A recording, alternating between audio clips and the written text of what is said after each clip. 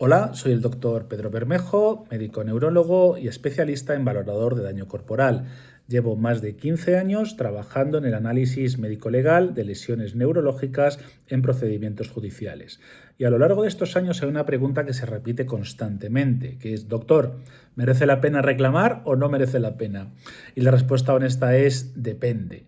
No todos los casos necesitan reclamarse y no todos los casos que parecen pequeños son tan pequeños y al final se consiguen grandes indemnizaciones. Hoy voy a explicarte cómo analizarlo de forma objetiva. La primera clave es si existe un daño neurológico real. No basta con tener síntomas, no basta con decir ya no me encuentro como antes, desde que sufrí el accidente de tráfico, desde que sufrí el ictus ya no estoy igual que antes. En medicina pericial lo que necesitamos es demostrarlo y de forma clara. Demostrarlo mediante varios pasos. ¿Existe un diagnóstico claro o no tenemos diagnóstico? ¿Hay pruebas de imagen a favor o no existen pruebas de imagen que nos digan que existe una lesión que nos justifique los síntomas? Se ha realizado una exploración neurológica que sea compatible, se ha realizado una valoración neuropsicológica si hay una afectación cognitiva. Todo eso tenemos que hacerlo.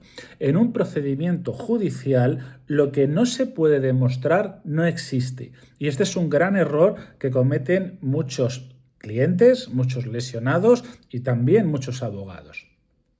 La segunda clave importante es siempre la relación causal. Y este es uno de los puntos que muchas veces se nos queda en el tintero. La persona estaba bien antes del accidente, porque a veces nos encontramos casos que una persona no está bien después de un accidente, pero es que tampoco lo estaba bien antes. Entonces no podemos establecer esa relación de causalidad. Claramente esos síntomas entonces aparecen después. ¿Hay un mecanismo lesional compatible? Imaginemos que nos quejamos de un deterioro cognitivo, pero hemos tenido un traumatismo en una rodilla o un traumatismo en la zona lumbar. Eso lógicamente no justifica ningún tipo de mecanismo lesional que sea compatible. ¿Había antecedentes previos que pudieran explicar el cuadro clínico? Imaginemos que ya existía una hernia, un deterioro cognitivo del tipo que sea, pues lógicamente esos casos no van a ser legalmente potentes para conseguir una indemnización. En muchos procedimientos, la parte contraria lo que va a intentar es atribuir los síntomas a patologías degenerativas previas. Y por eso el análisis cronológico y el análisis médico es fundamental. Imaginemos que tenemos un síndrome de latigazo cervical, realizamos una radiografía y nos aparecen hernias discales. Pues muchas veces esas hernias no vamos a saber si son anteriores o son debidas a un accidente de tráfico, por ejemplo. Esa causalidad es fundamental demostrarla. Si no hay una causalidad clara, no hay indemnización. Eso lo tiene la gente que tener muy claro. La tercera clave, las secuelas que nos ha producido esa lesión, ese ictus, ese traumatismo, ¿son estables o no son estables? Porque no se indemniza lo transitorio. Yo puedo haber tenido unos síntomas durante unos meses y que luego se quiten. Bueno, eso no son secuelas. Eso no se va a indemnizar como secuelas. Se podrá indemnizar como algo transitorio, pero no que será una cantidad mucho menor, pero no desde luego como una secuela. No se indemniza una molestia puntual, no se indemniza algo que previsiblemente va a mejorar en semanas o en meses. Para que exista una indemnización debe existir una consolidación de la lesión y una repercusión funcional real. Es decir, que la lesión afecte de forma objetiva a la capacidad laboral, la capacidad social o la capacidad personal de una persona. Cuarto punto importante.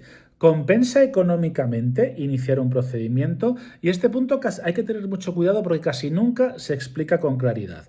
Ante una indemnización a veces podemos conseguir mucho dinero, pero también nos vamos a gastar dinero.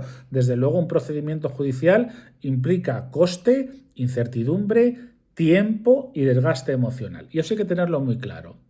Hay casos en los que existe una viabilidad médica, es decir, creemos que sí, puede existir una negligencia, creemos que sí existen unas lesiones después de un accidente de tráfico, pero la cuantía económica a solicitar es reducida y no compensa el proceso. También hay que tenerlo en cuenta. Y a veces el mejor consejo profesional es no reclamar. Y eso también forma parte de un asesoramiento pericial serio. La quinta pregunta que os debéis plantear es: ¿qué cambia un buen informe pericial? Muchos procedimientos fracasan no porque el paciente no tenga la lesión o no tenga razón, sino porque el informe pericial está mal estructurado. Un informe pericial riguroso debería incluir determinadas cosas: un análisis clínico detallado, un estudio de causalidad correctamente argumentado, una valoración conforme al baremo legal aplicable y una cuantificación técnica de las secuelas. Un informe clínico no es eso. Un informe clínico que os va a dar vuestro neurólogo, vuestro traumatólogo, vuestro cirujano, no va a llevar nada de eso. Entonces, no vayáis a solicitar una indemnización con un informe médico. No os va a servir de nada. Necesitáis un informe pericial. Un informe pericial que analice, argumente y cuantifique cuál es la cantidad económica que os corresponde. Y esa diferencia puede ser determinante. En resumen, para aclarar todo esto, antes de reclamar por un daño neurológico hay que preguntarse si existe una lesión demostrable, si existe una relación causal clara, si las secuelas están consolidadas, si compensa, si merece la pena iniciar el procedimiento o no. Reclamar puede ser justo y necesario, pero debe hacerse con rigor médico y jurídico. Y los peritos debemos siempre trabajar con los afectados y, por supuesto, con sus abogados. Debemos ir siempre unidos para intentar demostrar lo que realmente ese cliente quiere demostrar. Si este tipo de análisis te interesa, en este canal te explico cómo se valoran las secuelas neurológicas en el ámbito judicial, tanto para los profesionales como para las personas que necesitan entender su situación con claridad. Porque en daño neurológico la diferencia no es solo tener razón, sino poder demostrarla. Muchas gracias.